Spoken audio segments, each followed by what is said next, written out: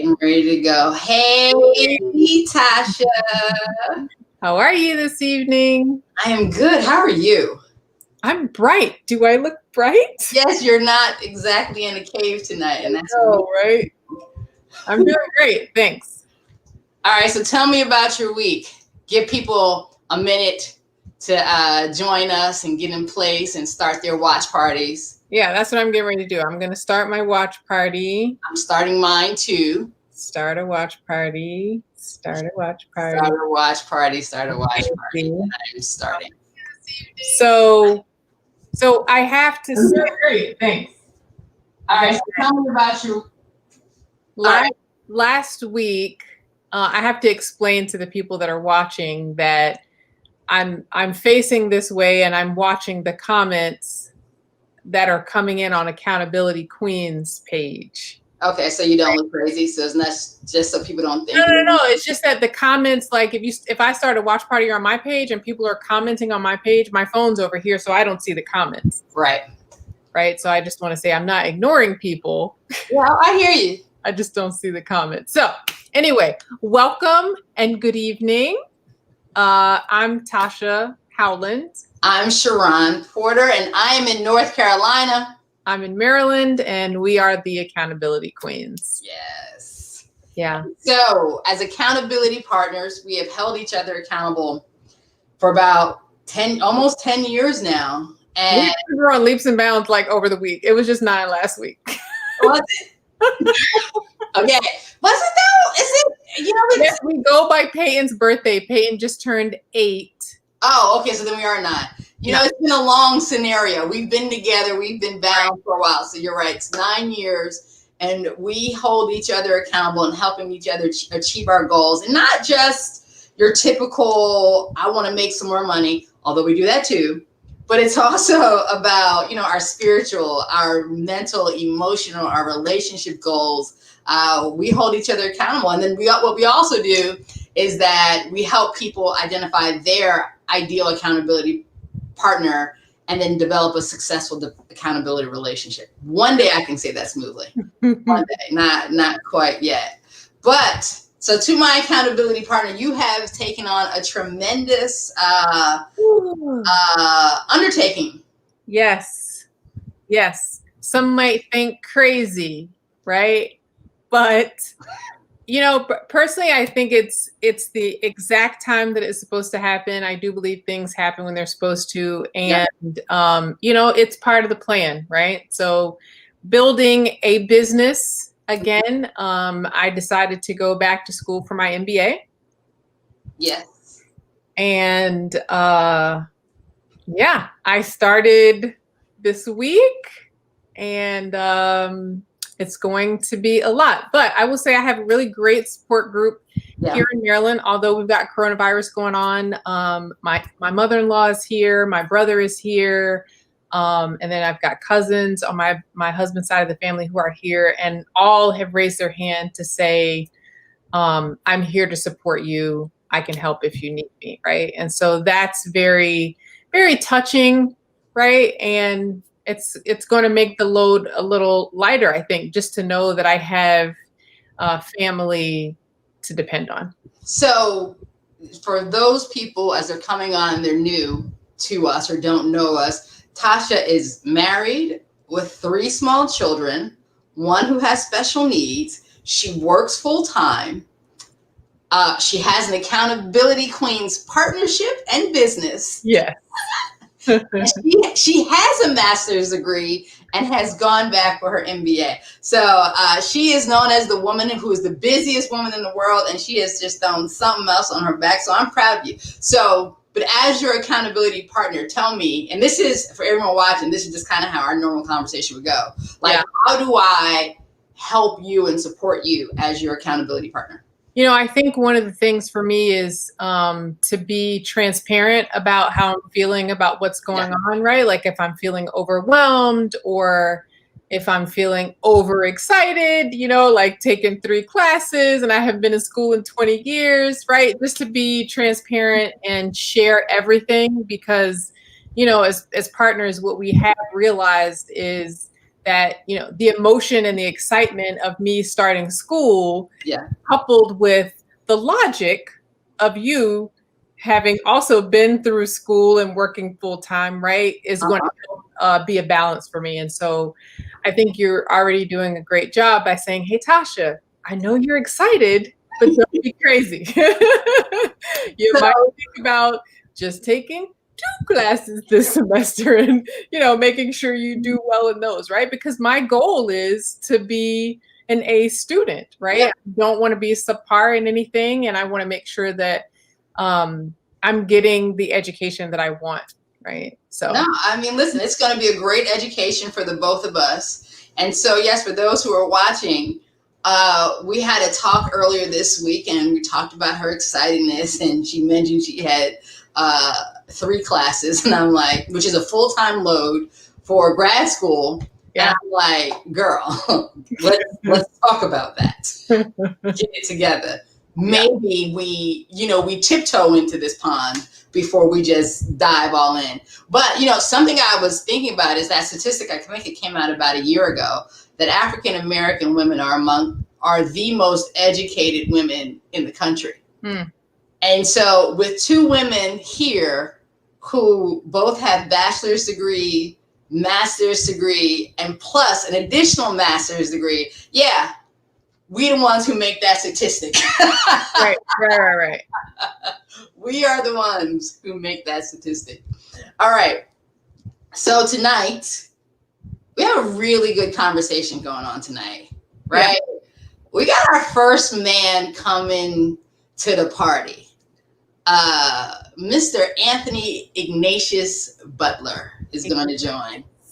Yeah. All his government name out there. All his whole government Catholic name.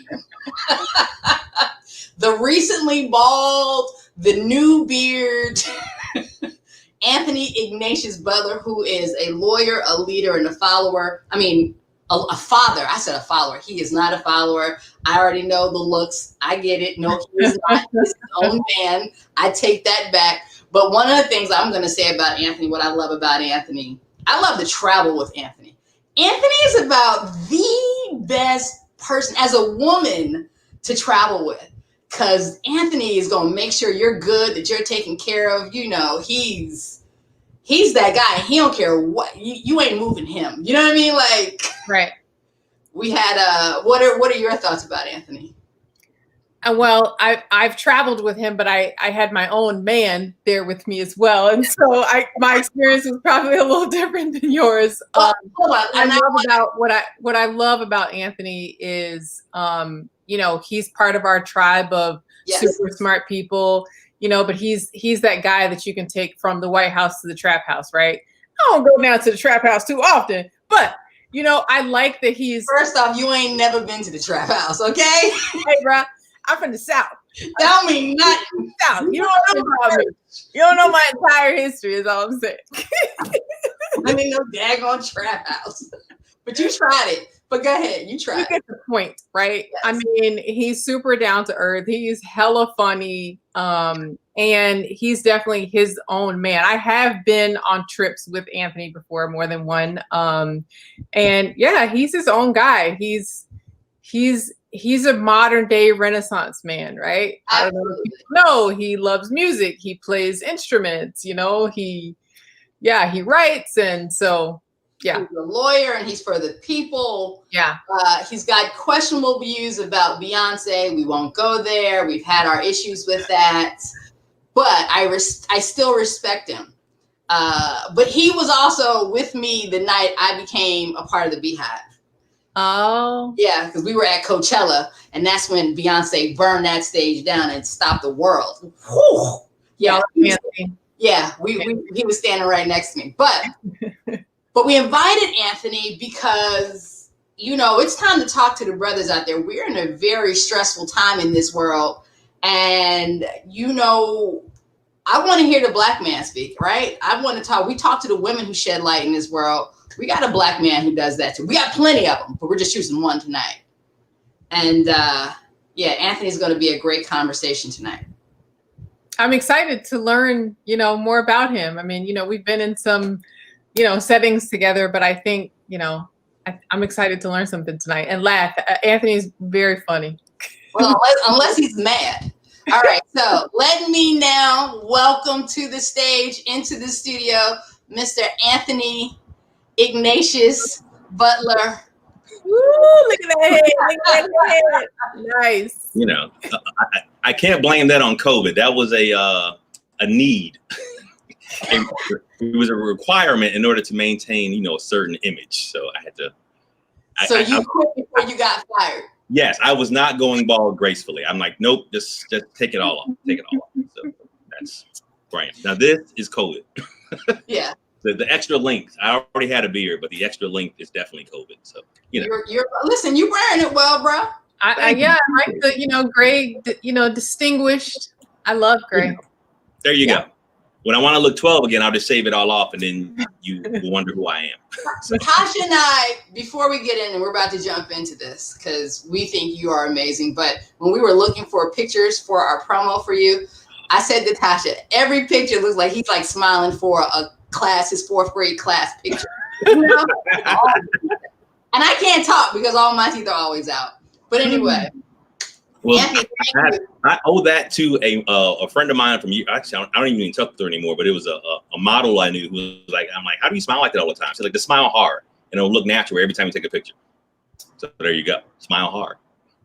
Smile hard. Okay. Smile hard. Okay. It works. It works. All right, Anthony. Thank you for joining us. Appreciate you joining us. And so, you know, we're accountability partners and our conversations surround accountability. And we wanted to hear, you know, the Black father speak, the Black man speak, the one who is plugged in and in tune with everything. So one, like, what is the importance that you think is accountability for men and boys in our community? And how do you model that as a father? Right. So I think part of it is knowing your role and stepping up when you need to. So, you know, and sometimes, you know, accountability, it can be tied to obligation, but I think you can be accountable for things that you're not naturally obligated to as well. Right. So I've always been of the opinion that as a father, that's an obligation that also comes with accountability. So in my viewpoint is, you know, your children didn't ask to be here. So they're here because you made a decision or lack of a decision, depending on your story, right? Whatever, your actions caused them to be here. So you are accountable for their upbringing and their raising. And so that you have to step up. If not, you're doing a injustice to them and to society. So I think you just need to really step up to do that. So, and I learned that from both my grandparents, both my grandfathers, both my maternal and paternal grandfathers were both men's men. So I learned accountability and responsibility from them, and just knowing that, you know, you got to step up. And if you don't step up, you can only blame yourself. So they held their children responsible, whether it be boys or girls, and they held their grandchildren responsible and accountable for our actions. So I think I come from good stock, as they say.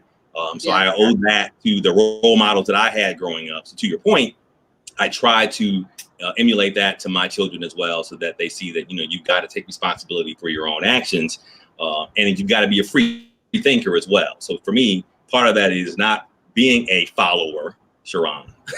You knew I wasn't letting it go, but part of that is being a free thinker and understanding that your actions and your thoughts do have consequences. So so one of the ways I model that with my children is I don't tell them to do what as I do, not do as I say, not as I do. I hated hearing that growing up.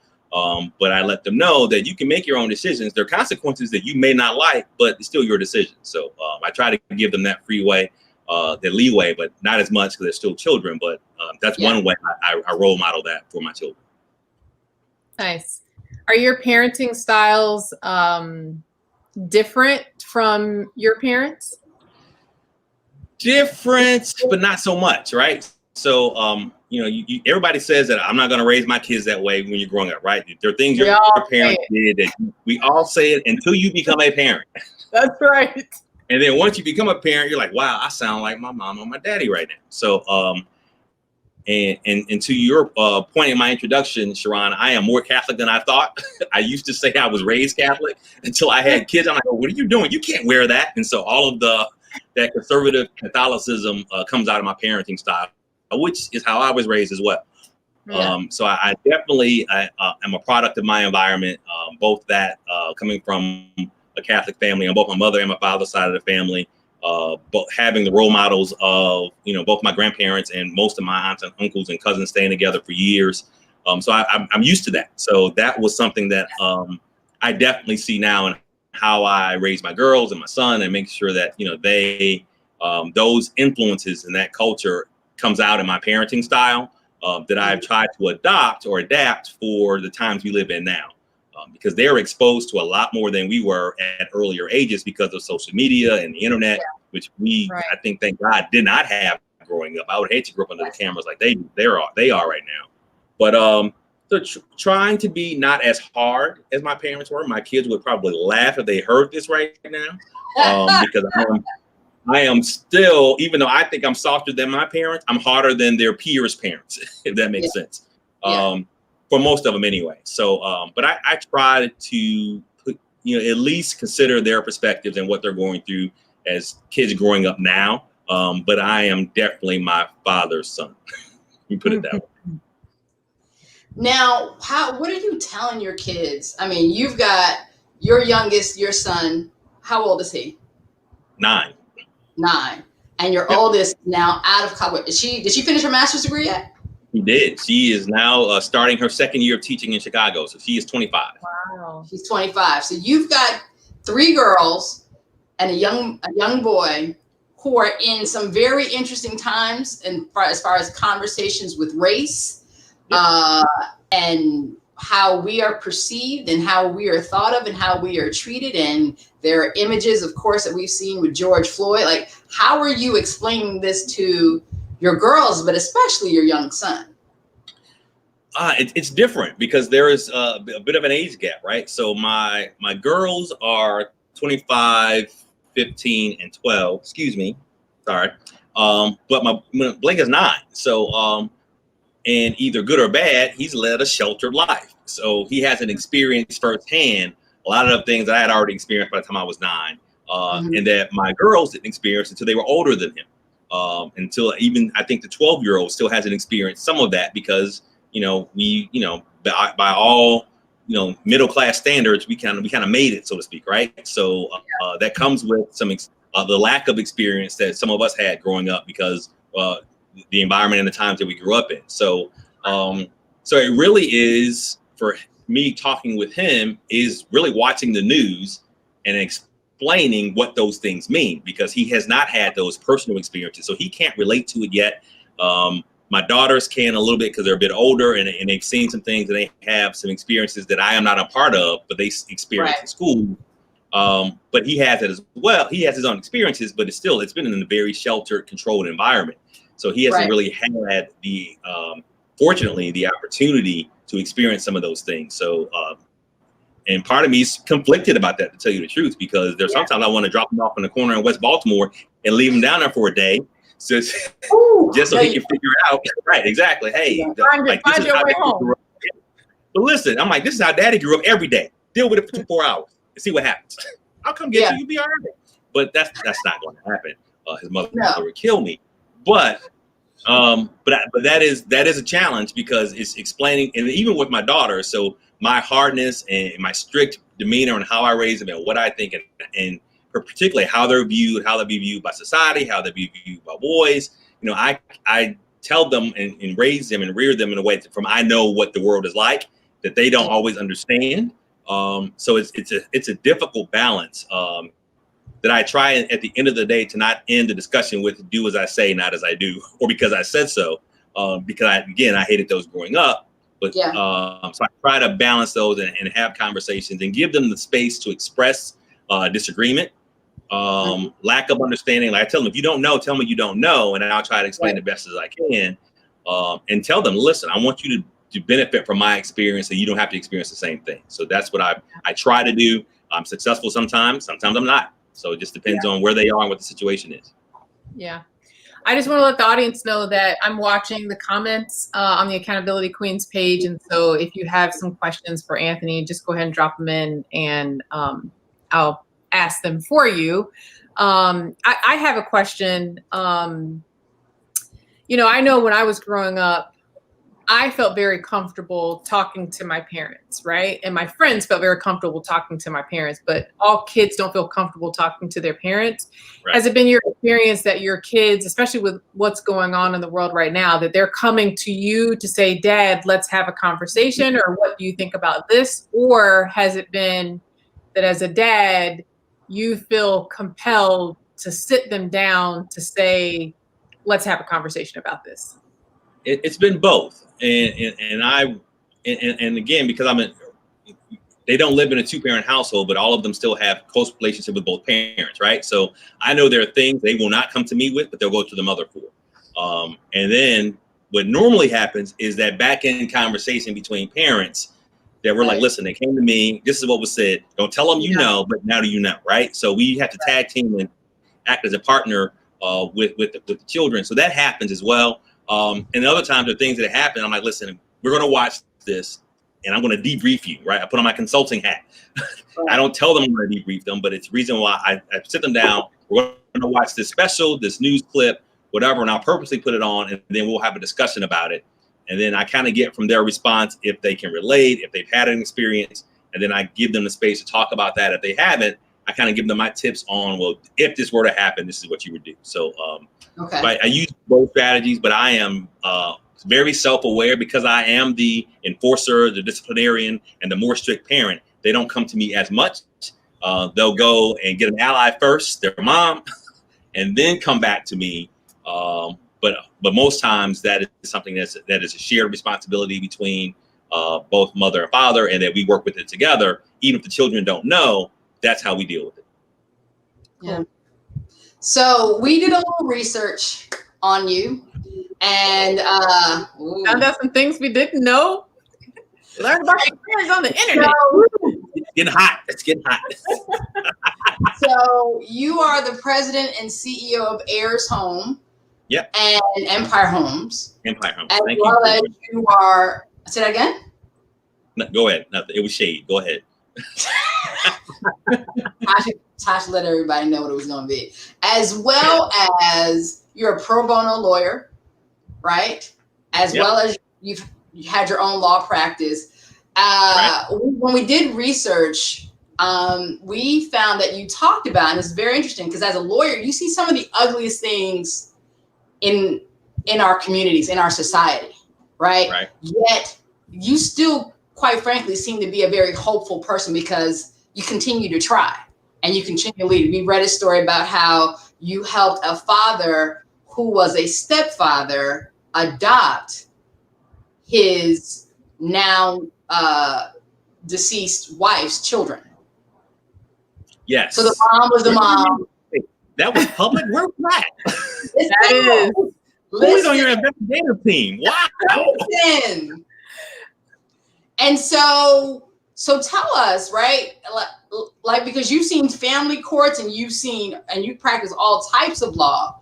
How is it that you are able to kind of stay hopeful and sort of continue to get out there and lead, right? Because it can be overwhelming. Oh, it is overwhelming. And so even though I'm not, most of my time is spent at the nonprofit now and running that, but it's still dealing with a lot of the same issues I dealt with when I was, full-time practicing law. But it's still the same thing that if not me, who, right? So if I'm not doing it and I give up on it, who's going to do it? So, and that's really, when I was practicing for the most part, I probably started a lot of my community work in a really high gear is because I was seeing the worst of the worst. I think there's got to be a way to fix some of this. And so that's when I started volunteering my time with First Family and Children Services of Central Maryland, which is now Springboard Community Services.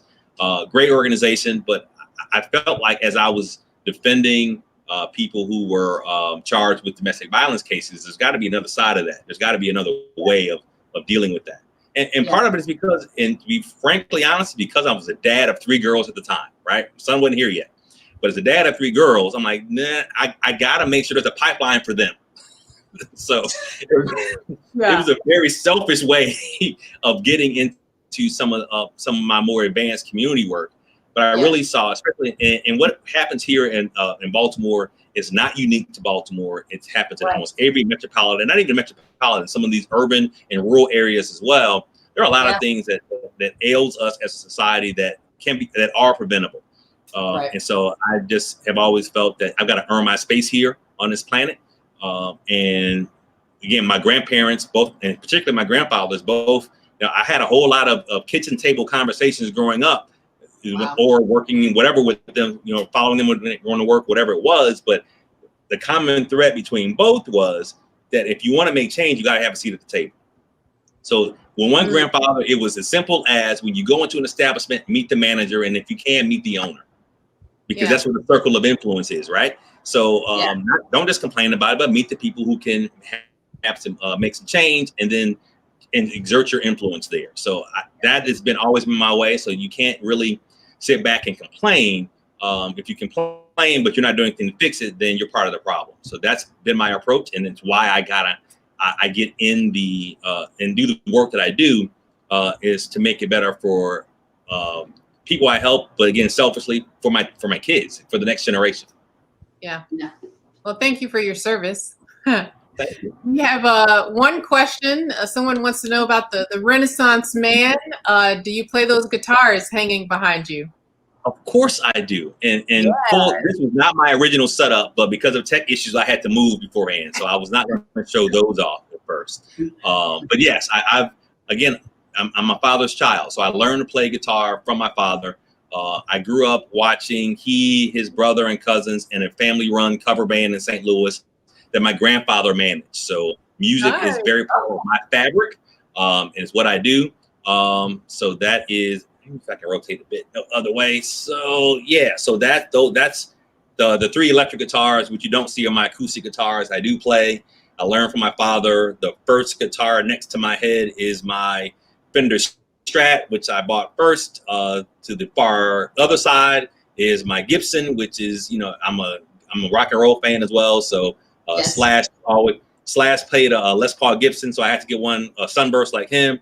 And you already know this, YouTube, but I'm a major Prince fan, so I had to get my cloud guitar to represent Prince in my collection. So yes, I play them all often. See, hence I'm learning something. I know that you're a huge music person, right? Like you love music, and now I know why. There you go. It's in my blood. It's in my blood. Is there a cover band in your future? Maybe, possibly. He's a DJ as well. I know he's a DJ as well. Yes. All right. So I'm actually, so part of the tech move, I'm actually sitting at my DJ booth right now. So I'm using my Mac Pro that I would use. I can see my Serato in the background. So yes. So that's also part of my musical outlet is DJing when I can, when we're not in the middle of a global pandemic. Yeah. So you might catch me on a live stream every once in a while. I want to go back to being a father. I mean, because we don't hear a lot of, well, let me say this. There's a lot going on in the world and it's overwhelming. Yep. And so what might you say to a father who is simply overwhelmed but still needs to keep his head up, his back straight for his kids? Like, what would you tell that father? I mean, that you already said it. You got to do it for your kids, right? So, and that we exert more influence on them that we know. And it's always not when we think we're teaching, it's the stuff that we don't do, is what they pick up on, and we don't overtly say is what all the lessons they're still learning. So for me, my proudest dad moments is when I see something that I think I know and have been trying to teach that I didn't think they were getting, and then they somehow display that lesson or that method back to me. And I kind of pat myself on the back and I strut around the house for a little bit. But you can't give up, man. I mean, that's easy. It's just what it is. That's part of what we're supposed to do. And one of my favorite poems is called Invictus. Learned it when I was pledging one of the greatest fraternities on earth, with the greatest, Alpha Phi Alpha. You can see my glass there. I don't know if it can show up. There you go. All right. So do it again. There you go. Thank you, Sharon. All right. So, but the last stanza of that poem has kind of stuck with me, and again, it kind of resonates and ties into what I was taught from my grandfathers, my aunts, my uncles, and my dad, which was, "I'm the master of the fate. I'm the captain of my soul." So that you lead your household. It's not someone else. You can't rely on what the mothers do. You can't rely on what your community does. You can't blame it on anybody else. You are in control. You have help, but you are in control. So if you're not leading your ship, you're not leading your household, who is? So you know, sometimes I can get raw with it. Like, listen, if you don't want to raise your kids, another man will. So, well, that is I'll go straight to your ego, right? If you don't raise your kids, another man will, and you may not know who that man is. So if you want to have that influence and create your legacy, you got to step up. You can't give up. You've got to be the one to exert and teach them the way, because if they don't, they will figure it out themselves, or somebody else will teach them, and it may not be the way that you want them to go. That still may happen, but at least you can say, I did my part. If you didn't show up and you gave up and walked away, then you can't really, you can't really expect to have any kind of input or influence or say over how they turn out. Yeah. Right. Good.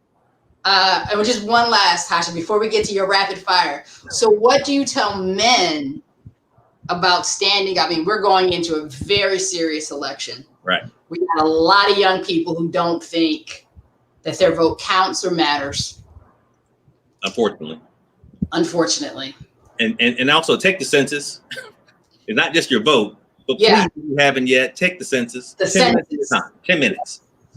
Not even. I mean, not even. Right. Not even 10. So, but what, because I just have to, because I think you are, an incredible leader.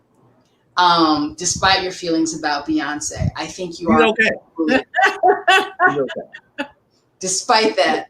You keep making me regret that you were at Coachella with me. So stop saying it. Sure. We did it together. Absolutely. Fantastic. And so tell me, what do you tell men about stepping up and continuing to come out in our community, right? To not just be beat down by all the atrocious things that are said about our community, about who we are as a people, and what do you say to those men? Because it's easy. It's easy to shut down. It is easy to shut down. And to me, that's the coward's way out. And a lot of times what you see on the news is through the lens of someone else, and typically does not reflect the vast majority of our community. And so, and I think we can't get held up or tied up with the persona, the media, and not that the media is responsible, but you have to remember that the media is someone else's view of what they see, is their perception. And so you don't have to you don't have to buy into that. You can control your own narrative. But if you don't like what you see around you, and this is not just for men, but this is for anybody, if you don't like what you see around you, be the change you want to see. So if you don't like the way your neighborhood looks, you don't have to go run for city council. Go outside and clean up. Right. I mean, it's really that simple. Improving your community and making a better way for your family and for your neighborhood does not have to be grand steps. It can be something as simple as just walking the neighborhood, helping someone in need, cleaning up around the area, taking pride in where you live and the folks that are around you. Show a little kindness. I mean, it's not, we're not asking you to do anything that's above your level of comfort. Even I take that back. I probably would ask you to go beyond your level of comfort, because that's when change occurs, right? So that's when you actually learn something, is when you're pushing yourself beyond what you think your limits are, and you go a bit further. That's when you realize that limit was just a barrier that you just bust through. So sometimes you've got to go beyond that. So push yourself, do something out of the ordinary, help someone else out that you wouldn't help. And 9 times out of 10, not only will you feel good about yourself, you can't imagine the impact you will have on someone else with a small gesture of kindness. Yep. You might not ever know the impact, but it's definitely making an impact. Yeah, exactly. Gail wants to know about the foundation. We should give a shout out to AIRS. Yes. So I am the president and CEO of AIRS, which stands for, it's an acronym for AIDS Interfaith Residential Services, Inc. And it's its sister agency, Empire Homes of Maryland, Inc. We are a nonprofit that provides supportive housing to people who are living with HIV, AIDS, and other disabilities, and formerly homeless youth in Baltimore City and County. So we build, manage, develop housing. We have an inventory of over 400 rental units right now. We provide clinical case management to those people who are residents of those facilities. And we work with third-party landlords as well to help expand our portfolio to provide housing to as many people as we can in the area. So right now we're providing housing and some type of services to about 900 households in the area. That's amazing. And other type of programming as well, right? To help them come out of whatever situation they're in, like, budgeting and finance information. Yeah. Yep. Workforce development, mental health services, drug and alcohol abuse, counseling, you name it. It's bus tokens, transportation issues. With COVID, we were partnering with the Italian Cultural Center of Maryland to provide nutrition to neighborhoods in Penn Lucie and in Park Heights. Whatever the gap is, we try to fill that gap either directly or link those families to other services who can help them get over whatever burden, whatever that need it is that they have. Yeah. Full disclosure, I'm a board member of AIRS. Just thought a very active and dedicated board member. We thank you for your service. Thank you for your leadership. My pleasure. My pleasure. I love that. All right. We've come to the point in the conversation, unless there's any other questions from our viewers. Anthony, this is, my favorite part of the show, I will say. If you ever watch Inside the Actor Studio, James Lipton always ended the show with 10 questions. We've added one more. Rapid fire questions. No comments from us necessarily, Sharon. We're just going to run through it. All right. All right. All right. What's your favorite word? Churlish. Say again. Churlish. Churlish. Churlish. Which is a tie with iconoclastic. Okay. What is your? You're not going to ask what does that mean? I'll look it up later. Churlish. There you go. No follow-up. There you go. Okay. Fine. Sorry. Excuse me. I mean, I do feel like it's sort of spelling bee. Thank you. I'm glad you spelled it. I was going to say, could you use it in a phrase, please? It's an adjective. I know that much. They are both adjectives. Yes. Yes, they are. Yeah. There you go. Okay. What's your least favorite word? No.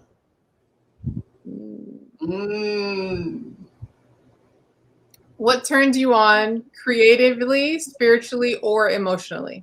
I think I gave that away earlier. Music. And what turns you off?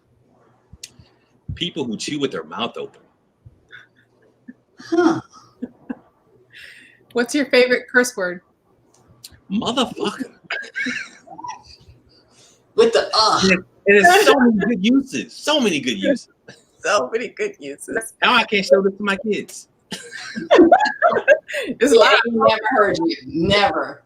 There's a bunch of stuff on the internet about you. Like, it might be out. They might find it. What sound or noise do you love? Since I already said music, I'll say the sound of rain. And what sound or noise do you hate? People who chew with their mouth open. All right. What profession other than your own would you like to attempt? Probably photography. It's a hobby for me right now, but I like the visual arts, and I think I've got a little bit of. I think I have an eye, so I would love. That's something I would do if I could full time. Photography. If it couldn't be music, it'd be photography. Renaissance man. What profession would you not like to try?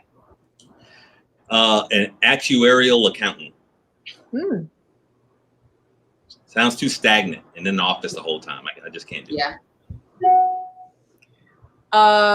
Who or what holds you accountable? I think first myself, and then my children. All right. If you believe in heaven, what would you like to hear God say when you arrive at the pearly gates? Great job, but you could have done better. Which is probably accurate, right? I hope it's accurate. Okay. All right, good. That's fair. All right. Well, thank you so much for joining us. Anything else? Any other wisdom you'd like to impart on our folks? Any other questions from the group? Nope. I am honored to be the first male to be on the panel, to be part of the Accountability Queen family. I appreciate it because I know you had a ton of other people you could have chosen to participate. Even I believe in nepotism, so why Mr. Howland wasn't first, I don't know, but that's between y'all. But no, I appreciate it. I support the kids right now. Oh, he's always been a part of it. Got it. That was the right answer. He's always been a part of it. All right. So, but no, I appreciate what y'all do. I'll continue to support you and keep up the good work. Again, I really am honored that I was asked to do this. So I can't think of a better way to spend a Saturday night. Thank you. Well, I want to thank you. And I appreciate you always. I am keeping my mouth shut because, you know, there's so many slick things I could say. I'm not going to do it. I'm being on my best behavior right now. I really am. But I want to say. Call me later. Yeah, when we wrap up.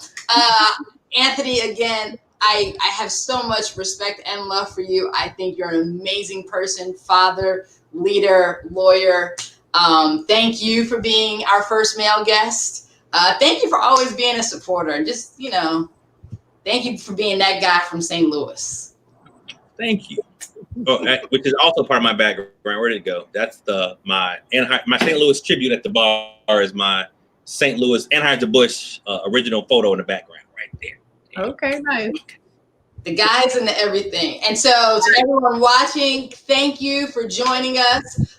Continue to follow us on Instagram, Facebook, YouTube. You can watch us. We're coming every week with something new. We're going to help Tasha get her second master's degree with all of her head in place. Thank you. Everything is in place. So join us again next week. It'll be someone else who's also just as interesting and powerful as Anthony. Thank you, everybody. Appreciate it. Bye-bye. Good night, everybody. Thanks again, ladies.